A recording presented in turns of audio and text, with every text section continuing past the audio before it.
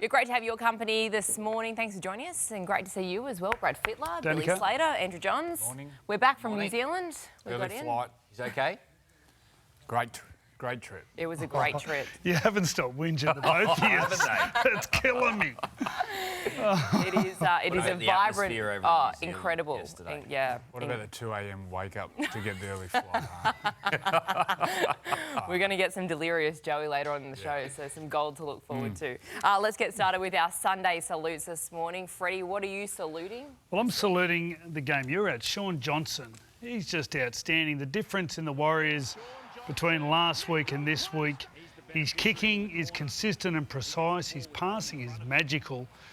And just the difference, he makes them so fluid. They just move onto the ball to the point where the Knights didn't touch the ball until the 15th minute. That's where they got their first kick away. It was quite amazing, and they just move so much better when he's in their team. It was incredible to watch when Shaun Johnson came from the field at the with a little bit to go, and he walked in front of all the fans. They were all on their feet cheering him. Imagine. Yeah, it was pretty incredible. There we go. We can see it there. He seems to have a good perspective on his career at the moment as well. You know, he knows where he stands in the community over there in New Zealand, and he knows what it means to them. Yeah, certainly. Joey, what's your salute this morning? The New Zealand public, Rugby League public, just surprised going over there how popular the Warriors are. Look, Rugby League will never compete with the All Blacks, but I've got to say the support, walking around the streets and that catchphrase, up the wires, everywhere you go. It's amazing. Great place, New Zealand, and great people. Yeah, the atmosphere was sensational, and they're always happy. They're happy people. I think it's sledged like I do elsewhere. Well, it was interesting. Every time we went down the street, every restaurant we went into, you're walking in and someone who was working there would just up the wires. And yeah, it's great. Yeah. Well done, everyone in New Zealand. And some of the best signs as well in the crowd. They love it. They love a sign. They love getting dressed up as well. Also, their reserve grade team just got beat by North Sydney, so they finished in the top 4 as well. So it's not only the first team that's done well, the whole club is had a brilliant year. Yeah, it's a good time to be a Warriors fan, that's for sure. Billy, what are you saluting? Yeah, probably the on-field moment of week 2 of the finals, and that's Will Warbrick's try down in Melbourne. 2 minutes to go, Cameron Munster just puts it on the spot, but Will had plenty to do. He had to catch it without knocking the ball into his opponent, and then obviously find the try line still a couple of metres away with the attention of Corey Allen, and then reaches out and plants the ball over to send his team into a preliminary final. He's worked really hard, Will. Took him about 12 months to really grasp the game. He come from rugby union, played for New Zealand in the sevens at the Olympics. And yeah, he's worked really hard. He's remained persistent, and he got his just rewards. He's had a fantastic year, Will, and he's a contender for Rookie of the Year. And like I said before, he's progressed his team into a preliminary final now with that play. It's hard to believe sometimes when you are watching him that this is his first year in the game. Yeah. I think that he's been there a number of years. All right, well, we are getting to that nitty-gritty point of the season. The grand final is looming, so let's have a look at the results from both the NRL and NRLW over the weekend. Freddie, take us away. There's not too many to go through. Will Warbrick stole it in the last minute in a nail-biter. I thought the Roosters were very gutsy. The Warriors, they starved the Knights of possession early and ran in plenty of points late to win by 30. And in the NRLW, the Tigers jumped out to an early lead, but a double to Abigail Roach. And Sheridan Gallagher kicked 4 from 5 to win by 20. The Roosters, Isabel Kelly and Taryn Aiken, just too much class for the Cowboys. And the Broncos, slow start to the year, but they sealed a semi-final spot with a 46-12 win over the Dragons. Yeah, big win. All right, well, let's have a look at this road to the grand final. Billy, how do you see it as it stands at the moment? Well, the finals tree, you've got the Roosters and the Knights. They're on holidays now, planning for season 2024. And the 2 games remaining next weekend, you've got the heavyweights of the competition, the Panthers and the Storm. They'll take on each other on Friday night. They've won the last 3 premierships between them. And then you've got the Cinderella story side of the draw, the Broncos and the Warriors.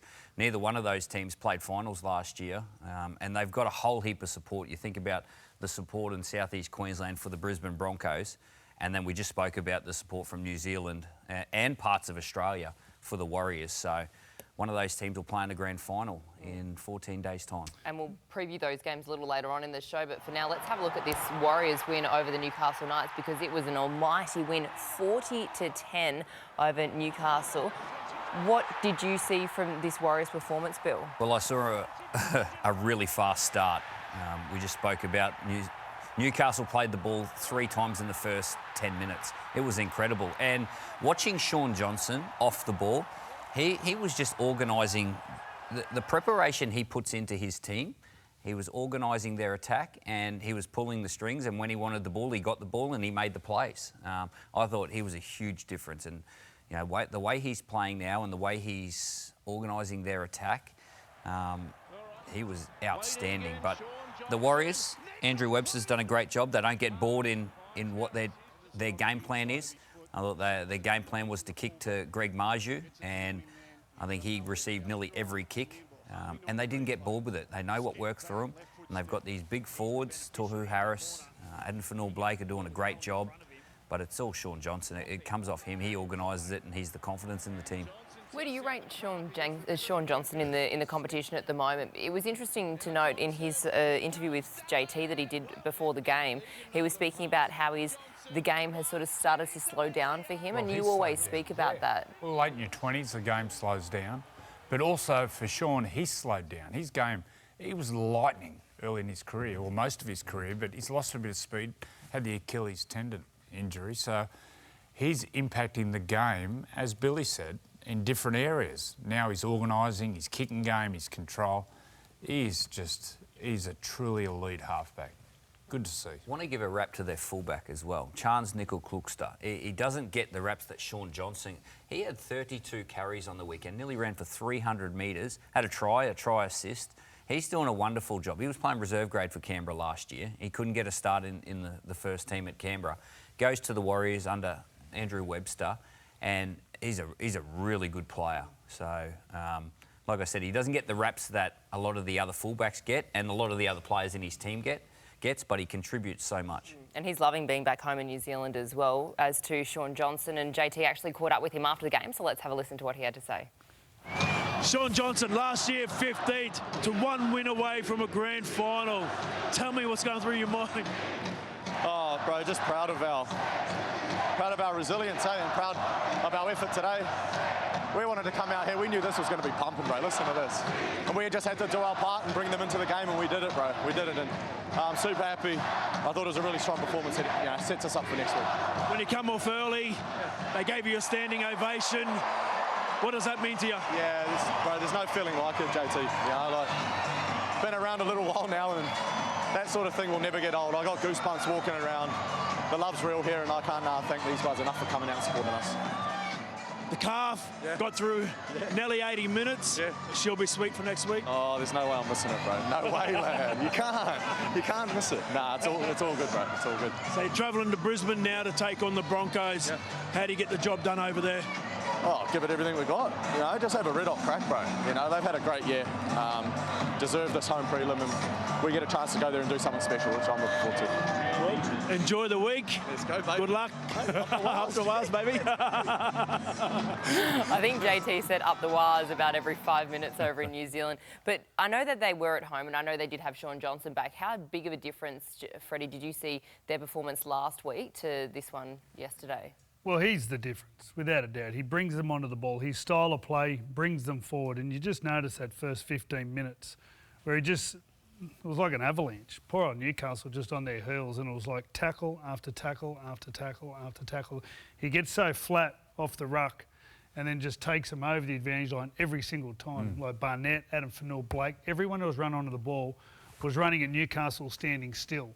So they just overwhelmed them early, and I like the way he turned blokes inside, and then he had a couple of runs himself. So his attack was so varied that he just had them all guessing. And then when he throws that pass out the back, that's one of the best passes I've ever seen in the game. It's so effective. He just somehow slows the defenders up. He gets them standing still, and you can't tell where it's going. He can get across field and straighten. Oh, it's so, only a few players have done that. The last Benji was good at it. Get across field, but then straighten and hold defenders. lot of players can't do that. How much do you credit the environment? Obviously, we saw the scenes at Newcastle last week, and the Newcastle Knights were up for that game. They go to They New were down Zealand. early, remember? Yeah. Well, the Knights were down early last week. I was pretty surprised because I get a bit nervous about New Zealand outside backs. Well, they're so big and athletic, but they make a lot of errors. I don't think they made an error. And they come up with some huge plays. And I thought that was a big difference. Marzu actually made the first error for the Knights, and I thought, all that nervousness come from the Knights again, like they did last week. I don't think they handled the early stages in both games tonight. They were really flat. I saw them for the team walk, and you could just see they looked tired. Some players looked really tired. Obviously, they went on a 10-game winning streak, but coming off that emotional game last week, do you think they were flat from that? Yeah, without a doubt. They've been up for a long, long time. As you said, emotionally, the last sort of month, 3 sellouts at Newcastle takes its toll. On top of that, But they were brave. They were really brave. The travel contributes. But look, we're making excuses. At the end of the day, the Warriors were better. But very brave, the Knights, to fight back 16-0 down after 11 minutes, to get back at one stage 16-10. Yeah. But then there wasn't much left in the tank. They scored straight away, the Warriors. After that 16-10, it sort of everyone just went, right, we've got a game, and then the Warriors went try straight away, and that sort of just snuffed it all out. Tohu Harris was sensational in the middle. He's got great ball-playing ability. He obviously does a lot of work. He's moved to the middle of the field. He actually played on the edge when he was at the Melbourne Storm. Really creative player and a really smart player. He was doing some stuff at the end of the game, playing first receiver, nearly playing like a halfback. Isaiah Yeo does it for the Penrith Panthers, and you get a lot of lock forwards that sort of play this middle forward ball playing role. But Tohu Harris, Gus was on commentary last night, and he was saying he's the player of the year. Shaun Johnson is doing a great job, but he's setting them up, and he's doing all the work in the middle. He's missed a lot of the year though, hasn't he? He's got a knee injury. He's had a couple of injuries, and he's sort of made sure at that age he's battered himself over a long time. Wade Egan could be a problem. He was battered and bruised. Is that an elbow, wasn't it? Well, he copped 2 knocks, and they looked like they didn't actually hit his head. Like the first one was he tried to tackle Thompson. I think he hyperextended his elbow. You can see his elbow's really strapped. You can see that left elbow. I was talking about the head knocks because he's had plenty. Well, he came off with a head knock. The good sign was he was celebrating on the sideline towards the end of the game. So, I thought after the first head knock he would have brought him off. The game was well and truly over. Thompson went over the top of him, and then he got hit late by his own teammate. He had a head clash.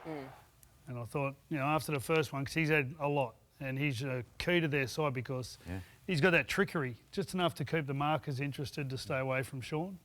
And I think without him, they're a different team also. If you're looking back at Newcastle's season and that match yesterday, what do they take out of this season and also that game? Well, nothing changed for the last couple of years with the style of play or the coaching from Adam O'Brien. It's just come from the players, the confidence, and probably putting in that little extra 5%. But there was a bit of magic that went on the last few months up in Newcastle, so they've just got to turn up again in November, and it starts again in November. And next year, and hopefully they go better. They've got 2 signings from England, a young guy called Will Price, who maybe play 5'8", and they've got a young guy called Kai Pearce-Paul, who is a big, rangy back rower who will add something to the club. So, yeah, really good moving forward. Cogger as well? Jack Cogger, Cogger's back there. You know, it's good. They've got a lot of local juniors back. If you have a look at that team, it's littered with local juniors. Phoenix, Bradman. Dylan Lucas, a local. He's Central Coast. Central Coast. Matt Croker, Brodie Jones. And then all of a sudden you bring Cogger back. He's a local. I always thought Newcastle always look better when they've got local kids coming through. And Totally agree. with those experiences, playing in big games, they were 2 big games. The one against Canberra, that was a big game. And then to go over there, they'll learn a lot. And it's sort of up to them from here. They've got to... That's the thing, it's up to them. Yeah, purely up to them. They know they should have the confidence now to say, well, you know what, we can compete with the best of them, so and good future. Do those players, so the players that are playing in this final series who are also at the club next year, do they take a lot from this year into next year? I know it is a refresh and it's a new season, but do you take some of that confidence? Yeah, you take the fact you had a longer season, you played in bigger games. What you need to do now is go back, get harder, stronger, use that to, take you forward, and that's the key is they've dealt with hard situations now and what it's like to hold the ball under pressure and what it takes to win big games, and now it's the only way to get better now is get yourself bigger and stronger and fitter, and away you go. And you've got to do the work again. Like they've found the belief in the team, in their game, on what works. They found the belief in their coach, but you've got to go and do the work again. It's not easy to get to where they got to. You look at the Cowboys. You know, last year they had a great year, and then this year it just didn't look like they went and did the work again. You've got to do the work again. It's not easy to get there. Big off-season coming for the Newcastle Knights, but for the Warriors, well, their season is red hot. They're through to the prelims. We'll be previewing that game a little later in the show. Well, this week, our Men's Shake Gutsiest Player of the Week goes to Will Warbrick. What a way to put your name in the lights, the headlines, everything. And we were speaking about it at the start of the show, just his first season. He is impressive. What was it like, Bill, sitting sideline for that moment? It was an incredible roar. The crowd went up, and obviously a lot on the line. The game came down to that moment. The Roosters were in front by 1 point. Sam Walker kicked a field goal, and with 2 minutes to go, Cameron Munster, all or nothing play like he does, and Will Warbrick did the rest. It was a great moment. Were you surprised the Roosters competed for so long? Yeah. And So was I. I thought they'd get smashed. the game mostly wasn't the highest quality from a point of view. There was a lot of drop ball, but it was so gutsy. You could see two teams that were they were so down on troops. Both teams were down at least back lines. You know, Melbourne were down 7 back players, and the Roosters the same, missing a front row and a back row as well. So it was a very gutsy game, and you could just see the look on the players' faces, just trying to get through the game and finding a way. And the momentum swings were massive. The Roosters had it for 15 minutes, and Melbourne had it for 15 minutes, and they swung the other way. And just watching each team, show a bit of resilience in those periods. It was, undermanned and mostly without the class that they could have had. It was a really good game to watch. When the Roosters kicked that field goal, did you think that they had it locked up? Did you think they'd go on with it, or were you always a little bit worried? It was 7 minutes to go. And I think everyone sort of went, oh, it's a good time, but it's still 7 minutes. And straight away, I think Cam Billy said, well, you know what, it changes the mentality of both teams now. One becomes the chase. And what happened was actually the Roosters went for a shot down the right-hand side. And Siwa Wong and... you're coming to get in trouble. Yeah, Jackson Paulo, they just didn't get it right. And that was a bit disappointing. But the play of the night was mostly the ref's call. That from a point of view of, that was a bad call. And what happened from there, they went down and scored a try, which is okay. It was a bad error. He understood. He even apologised to Teddy. But, I think in their way of getting the game to where it should be is they went back down the other end, the Roosters, and 5 times in 3 minutes, 3.5 minutes, he gave an indiscretion. Cam Munster 3 in a row and Harry Grant 2 in a row, and never sin bin him. I thought that was bad. I thought, the Storm just put too much pressure on them, as they do, defending their own line. And he did nothing about it. There was 5, penalties or 6 agains in 3 minutes, and no one got sin bin. I thought that was a hard call on the Roosters. The moment that you just spoke of, let's quickly have a listen to the referee's audio from that blunder. Take a listen. I only call as I see it, okay? I apologise. I can't say any more than that. Bill, what did you... I think he's really honest. That was after the try. Obviously, Teddy went up and spoke to Ashley Klein, and he said, look, I just call it how I see it. Obviously, I've got that wrong. Interesting, Trent Robinson spoke in the press conference after it, and he said, look, obviously it's a wrong decision, but we had an opportunity to make a tackle too and stop the try. So, there was errors from both teams. Referees make errors as well. There was a high tackle on Harry Grant right at the death, and he didn't make the call. He didn't want to make the call. The bunker didn't want to make the call. Yeah, that's a penalty every game this year. But when it comes semi-final and the game's on the line, they're reluctant to make that call. But I think that they're human beings and they make mistakes, and he's owned up to it, Ashley. And that was interesting, that the high tackle, because was it Harry? Yeah, stayed down. He was sort of saying, mate, you've got to have a look. And the rest going, well, I'm not going to have a look. Yeah. And Harry kept staying down. And it was an interesting moment. Everyone knew it was high, and Ashley didn't want to be put on show. And I thought Nick Meaney was outstanding. He took some really good bombs, didn't he? He was as safe as a bank at the back there, and did a great job. He'd been under pressure the last month or so with Ryan Pappenhausen coming back, but I thought he was Melbourne's best. And like you said, Freddie, they weren't perfect. No Jerome Hughes, or Tyron Wishart did a great job. Scored the first try through his running game. I'm hearing that Jerome Hughes might be okay this week. I was speaking to him before the game that he was touch and go for this one, but just the risk in going out there and not completing the game was too high. Another 7 days, I think he might be okay. We know the Storm have been incredibly consistent. I just feel like this year there's something missing in the team. They've had some big losses, and even the other night, I thought they'd put a big score on, but something's missing there. Do you agree? Their attack. That's what I'm saying. The last couple of weeks, their attack. It's been a little bit clunky. It's clunky. Yeah. Have you got? Well, you can't put Any your finger ideas on it. why? You've got Harry Grant at dummy half, Cameron Munster's there, Jerome Hughes. They're quality players. The one I think they miss, Bill, is you can't play Nelson for 80 minutes. He made a big difference, didn't he, when he was on the field, and then he went off and they lost ascendancy. Then when he come back on, he made a real big run. Then Harry jumped out. Well, they just don't have that go forward. You know, remember last year they had Jesse, Kenny, they had a lot of experience. Kafusi. Yeah, Kafusi, big men who used to be able to just roll the ruck, easier for the halves. But you know what? They're a quality team. Their coach knows how to do it at this time of the year, and they're one of 4 left in the competition.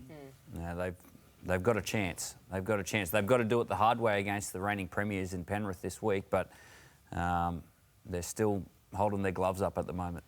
Harry Grant starting from the bench. Are you a fan of that move? Well, we opted for that in State of Origin. Look, either way, you get something and you give something. You know, with Harry Grant starting off the bench, you just take him out of that bash and barge early in the game, and then he comes on and he uses his leg speed out of dummy half, as you see here, up against some tired forwards. But what you don't get is you don't get that creativity and bringing forwards onto the ball early in the game. So what you get, you give as well. So, obviously they opted to go Nelson Asafa-Solomona to start, and however long he went, and then they brought Harry on in through that middle. There was a big turnaround. So the performance that they had last week against the Broncos to that performance that they had on Friday night, the turnaround and the improvement, can that go even next level for the coming week? Well, you'd like to think so. And with Jerome Hughes possibly being back, I think the attack will have more fluency in it. They're pretty settled. He opted to bring Justin Olam back into the team as well. But you've got to find a different way when you play Penrith. You can't just go and play Penrith style of football and expect to compete with them. They do it better than anyone else. So I think they've got to find a different way. I think the opposition was very different as well. Yeah. Brisbane and Penrith last week were nearly their best games. They were outstanding against the Warriors and against Melbourne. So I don't think they had the same opposition this week. Oh, we've got a good few weeks coming up ahead. Yeah, like Billy said, 1 out of 4, you're a chance. It's a good spot to be. 25%. 20. That's good math, Bill. With the finals around the corner, NRL on 9 has you covered. From match highlights, press conferences, don't forget, Freddy and the 8. Of course. NRL on 9 has you covered for everything. One-stop shop. Make sure you subscribe so you don't miss a moment.